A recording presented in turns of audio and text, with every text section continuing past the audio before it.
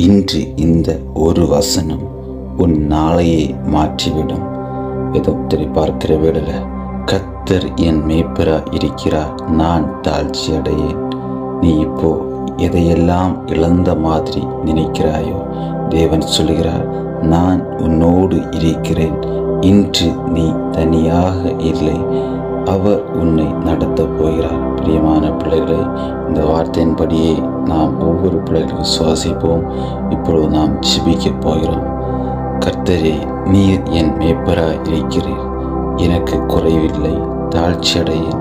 இன்றைய இந்த புதிய நாளுக்காக உமக்கு நன்றி. என் வாழ்க்கையின் ஒவ்வொரு பாதையிலும் நீர் என்னை நடத்தும். என் மனதை அமைதியால் நிரப்பும், என் பயங்களை நீக்கும், என் சோர்வுகளை மாற்றும், என் சந்தேகங்களுக்கு பதில் அளியும். நான் எடுக்கும் ஒவ்வொரு முடிவிலும் உமது சித்தம் நிறைவேறட்டும். என் குடும்பத்தையும் என் வேலைகளையும் என் எதிர்காலத்தையும் உமது கரங்களில் ஒப்படைக்கிறேன்.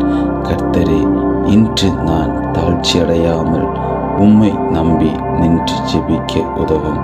இயேசுவின் நாமத்தில் ஜெபிக்கிறேன் நல்ல பிதாவே, ஆமென். கர்த்தர் தாமே ஜெபித்த ஒவ்வொரு பிள்ளைகளும், கேட்ட ஒவ்வொரு பிள்ளைகளும், இதன் மூலமாய் ஒரு பயனை பெற்று கொள்கிற ஒவ்வொரு பிள்ளைகளும் நிச்சயமாகவே கர்த்தரை நம்புகிறவர்கள் ஒருபோதும் தாழ்ச்சி அடைய மாட்டார்கள், குறைவும் அடைய மாட்டார்கள். கர்த்தர் தாமே ஒவ்வொரு பிள்ளைகளையும் ஆசீர்வதிப்பாராக.